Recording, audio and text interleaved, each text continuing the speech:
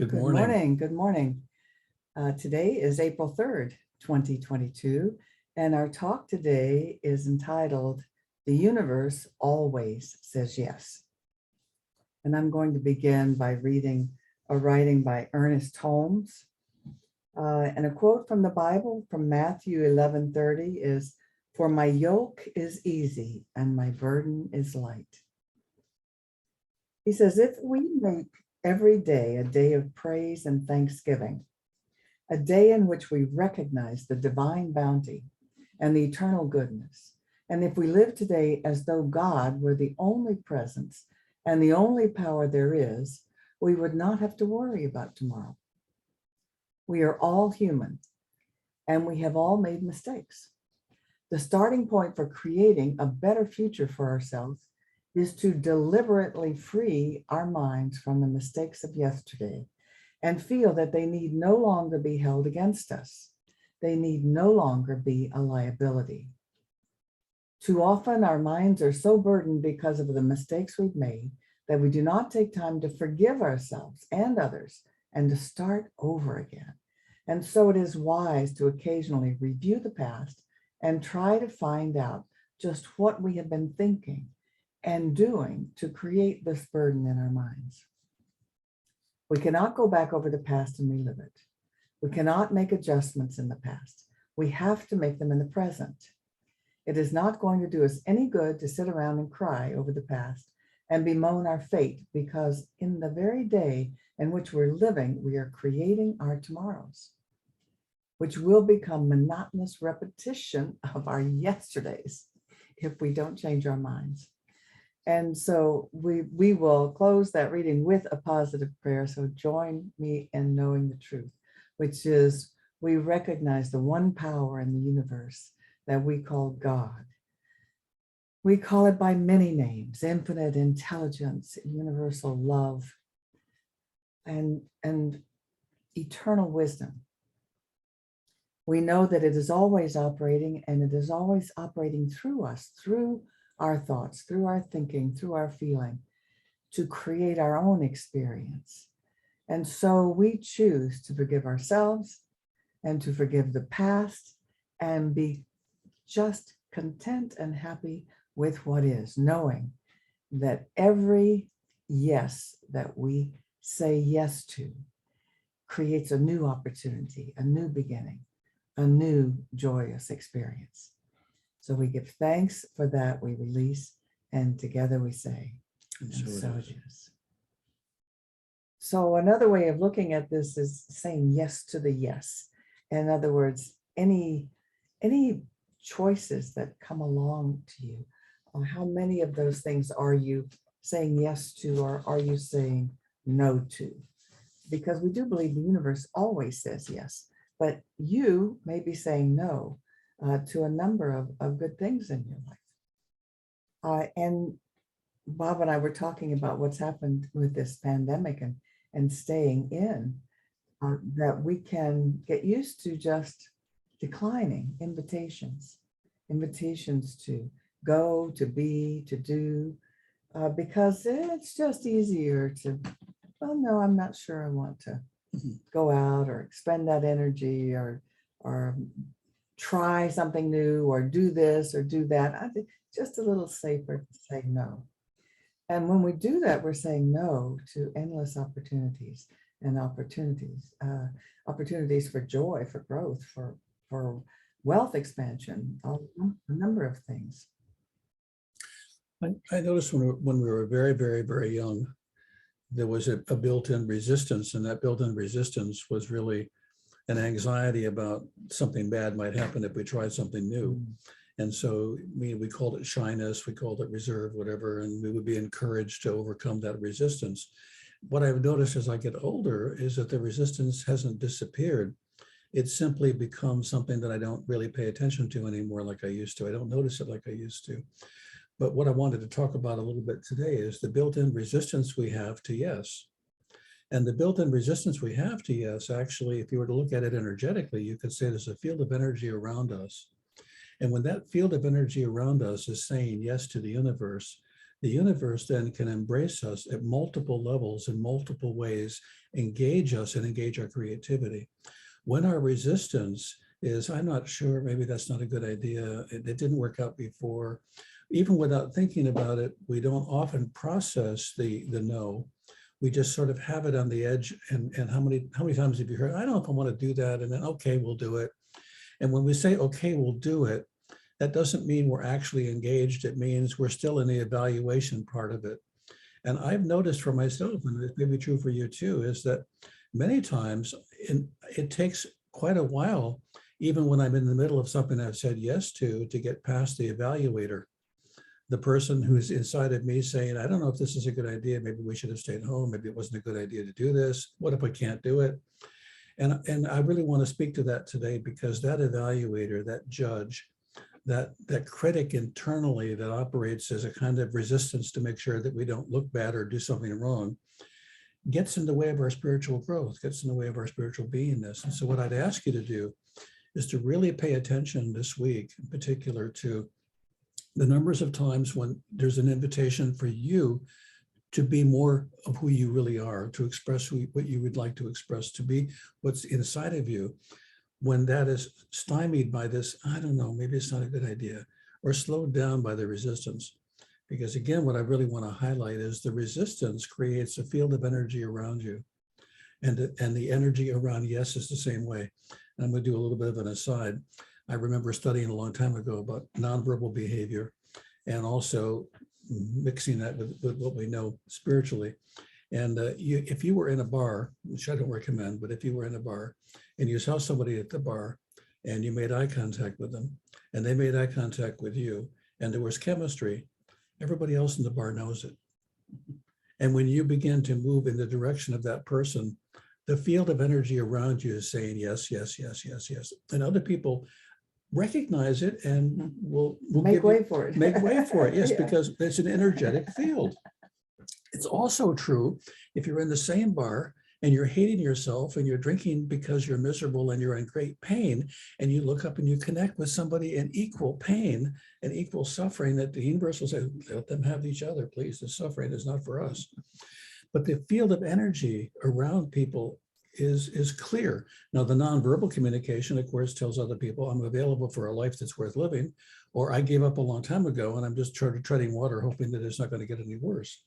And when you meet somebody that's treading water, you get that hanging around them is like drowning, and it doesn't feel very good. But you also can be drowning because you too are in that same space of having given up and you're treading water. Right. And that's what we mean when we say the universe always says yes. So for example, the person who has given up and life is miserable, they've given up hope, the universe gives them more of what they're expecting. How can it give them anything else? You see what I mean? Yeah. And so, but if you are open and excited and saying yes to opportunities, and that will happen, that will show up. So it is all an energy, and it is all a law of attraction. Yeah. And yet what we're constantly doing, and we have to fight against, is judging things as bad. And I was taking a look at this because we've been studying Byron Katie's book, 1,000 Names for Joy. And she says you start by accepting what is, that everything is right, even if it's painful. And because it's all God, how could it be not right? But I think it starts when we're children. And the first thing we do as parents with children, 1 year old, 2 years old, is we start teaching them right from wrong. Now, what we usually mean by that is safety versus non-safety. It's wrong to run out in the street, but what we mean is it's not safe. You eat this, not that, drink this, not that, that's not safe. But we don't use the word safe. We use right or wrong. And so as we teach children right from wrong, we're actually teaching them to judge. Mm-hmm. And then we grow up and we say, well, judge not. Don't judge, because lest ye be judged. But actually what that means, when you judge something as bad, then it becomes bad. And so, and including, let's say, illness. You got you got sick and it doesn't feel good. Well, that's bad. Well, is it or isn't it? You know, if we believe that all things happen for our highest good, and we unfold and learn many great lessons through hardship, then how can it be bad? So it's best to not judge it and just say, whatever is best. And I learned many things through pain. Right. And even if we can't easily, and I don't think a lot of times it is an easy move from it's bad to it's good, or it's the way it's supposed to be, we could at least move from it's bad to I don't know. I'm not, I don't know what this means. And I'm willing to live in that space of uncertainty to allow the possibility of growth and learning. I'm willing to view what I'm experiencing, however negative it is, as a possible thing that has value. That shift allows you to also use resources to allow yourself to connect more with the world that you're in, other than moving into that, this is awful, why is this happening to me, I can't stand it, and I can't stand life. It's very often when we take a very negative pose and we ask God for help, we're in a posture where getting help would be very difficult. It's like rolling up in a ball like an armadillo does and saying, please help me. Well, you can't see the help because your view of the world is so negative that you can't get past that negativity to consider what's out there that's optionally or as an option for good. Yes, and so we're not saying that don't do things for yourself to move yourself out of a painful situation. That's certainly not saying that, including relationships that are painful and not rewarding. You have the right to be happy. You have the right to be in a relationship that does. I'd say you actually have the responsibility. You have the responsibility, Yeah. really. Nobody else can do it for you. So I'm not saying under any circumstances that are painful, don't change directions and move in a direction that feels healthy and supportive to you. But so this concept can seem like many shades of gray, but this is a reading from Eckhart Tolle. He says, surrender to what is. Say yes to life and see how life suddenly starts working for you rather than against you. So we do want to say yes to life. And then Louise Hay has this to say. This is more along the lines of Ernest Holmes, and she was a student of our teaching in New York. She says, I believe we live in a yes universe. No matter what we choose to believe or think or say, the universe always says yes to us. If we think poverty, the universe says yes to that. If we think prosperity, the universe says yes to that.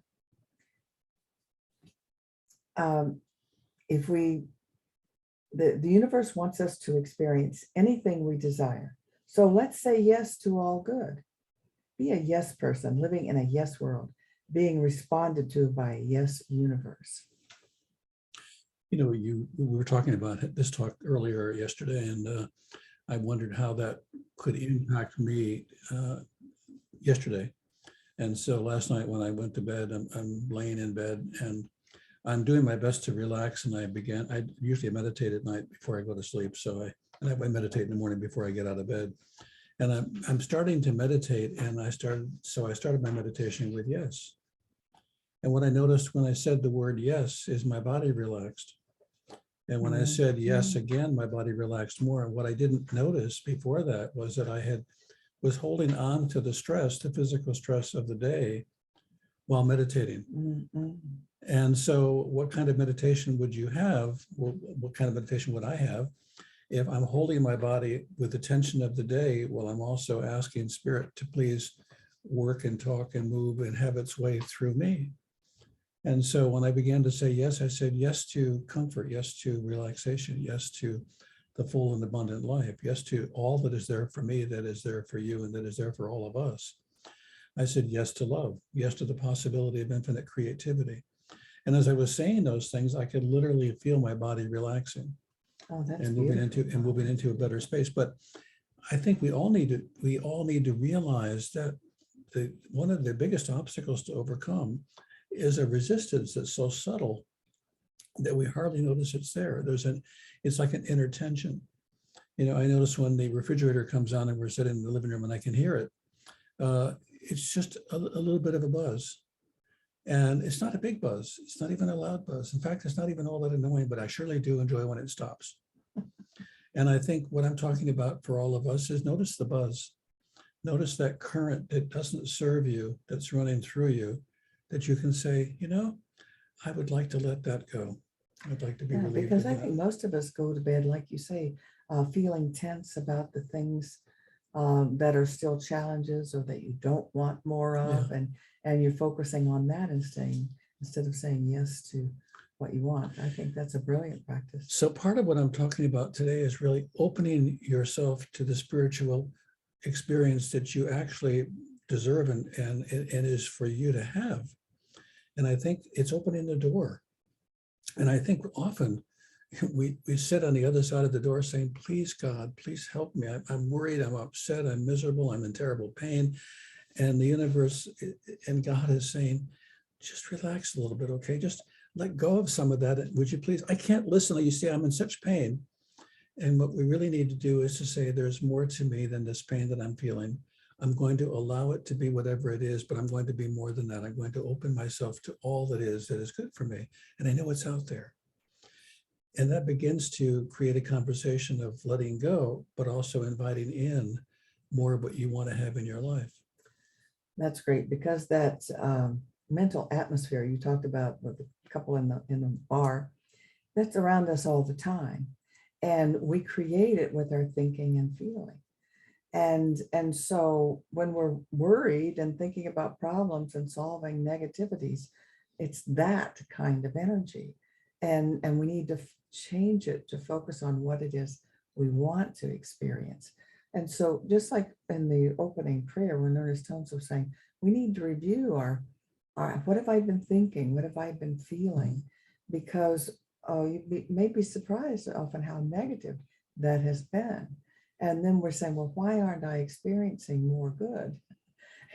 When most of my thinking and feeling has been negative, or what we call bad, at least painful. That's not going to bring us what we would prefer to experience. What I've noticed when I try to become still is how much noise there is in my consciousness, how much noise there is in the background. And really, in a very simple terms, what I'm saying is, see if you can reduce the noise, and allowing yourself to reduce the noise. You could even use those words. I'm going to allow the noise in my head, the noise of worry and fear and anxiety and tension and stress. I'm going to allow that noise to be still. And because when we reach that kind of stillness, or even move in that direction, everything that we want to hear, we can hear. I notice I go to work in the morning, and if I'm not in the consciousness that I need to be, I don't hear the birds. And when I'm in the consciousness that is right for me, the birds are actually singing me off to work. When I'm in the consciousness of negativity or worry or fear, it's like, when they make their noise, I guess I'll have to go to work. And it's so easy to dismiss the symphony that is playing all of the time that favors us, and to dwell in sadness, worry, fear, anxiety, tension, stress, and all of that. Yes, and Ernest Holmes, said, it's not every thought you think. You don't get a direct correspondent to every thought or every feeling you feel, but it's the tendency of your thought. What has been the majority of your thinking and feeling? And so this is a tricky thing with accepting what is and yet wanting something better. But I think that's really what we do. We accept whatever is as best for right now, and we want something better. And so if we're not feeling well, we definitely want wellness, and we think about wellness and give thanks for wellness. If we want more money, we think about abundance and give thanks for abundance, and appreciate the abundance we have. Right. So along with that is that there needs to be congruence. So if you're thinking about abundance and you're allowing yourself to consider abundance, now what you also need to do is to move in the direction of abundance. What is the activity that your physical body and your mental body are engaged in that would support that? If you're saying, I believe in abundance, God knows why am I so poor? and somebody knocks on the door and said, would you come out and help me generate abundance? Now I'm too busy being poor right now, but I'd like there to be abundance. We have to be willing to, as we often say in our teaching, treat and move your feet, pray and move your feet, think and then have your physical being head in the same direction. Now it doesn't have to be a large action. Any action at all that moves you in favor or that's congruent with the thinking creates a kind of body of experience that heads you in that direction. It's interesting for me, it's an aside, but Judith and I together have been working on creating a website for us to have as a business for the art. Up until now. With the art like in the background. Yeah, the art that Bob makes. Right. But as an artist, I have treated my art as something that's very important, but in the background. What we've done is we've said we're going to move it to the foreground and spend money and time and effort and putting it in the foreground. I'm creating the same thing I was creating 10 years ago. I'm just creating new work. The difference is by taking what was in the background and moving to the foreground. Every week since we've done that, we've been selling artwork. Like yesterday, we sold almost $400 worth of artwork in one day. I don't know that it'll happen every day, and I don't know that it will not double and triple and quadruple every day. But what I know is that when you take an idea that is important for you and keep it in the background, then the universe says, oh, well, that's a nice thing to have in the background. What is it in your life that you'd like to move to the foreground? And what energy are you spending physically to support that that is true? Well, and sometimes it's just the right timing, the Oh, it's a lot of confluence with different things, yeah. a lot of things come together, making this possible right now when we're so excited and so grateful. But if we hadn't said yes, Exactly. when we were presented with, well, there's an opportunity to start a website with an organization that helps teach you how to promote on social media and fulfills. In other words, prints, ships, sends, collects money.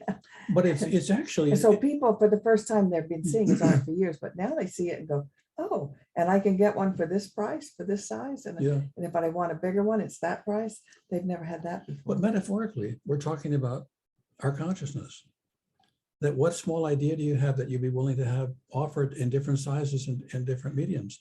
What do you have in your imagination that if you gave it front and center attention, other people would say, oh yeah, I'd like to be a part of that, or I'd like to connect with that. You see, it isn't just that you do a project, it's that the project itself reflects the consciousness that you have. And also there's a kind of congruence that happens with that. I mean, my work now has been seen, I think in the last 3 weeks, 3 times on CBS Sunday Morning. That's pretty amazing, but it's not incongruent with what else we're doing.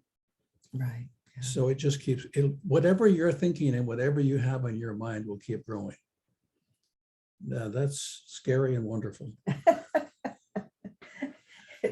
It is scary when we're feeling sad or down, isn't it? Life, it's like sort of like picking at a wound and saying, why is it getting bigger? So I think it's time for us to close Yeah. now. So let's close with a prayer, shall we? Sure. Going to join me? I will indeed. So what I know right here and right now is that there's a yes in my consciousness that opens me to the possibility of infinite good.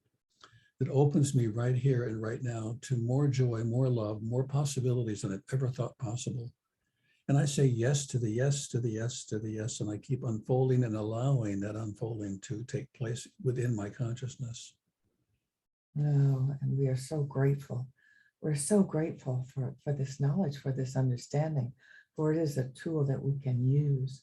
We feel connected with God, with our source, and we know that God wants for us all the good that we can hold. So we gratefully release, and together we say, And so it is. So it is. No, today.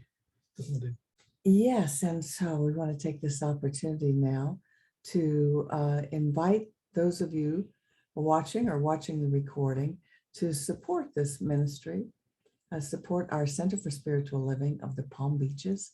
And I'm taking you to the website here. I'm showing you the website, which is right here, CSL, Center for Spiritual Living, cslpalmbeaches.org.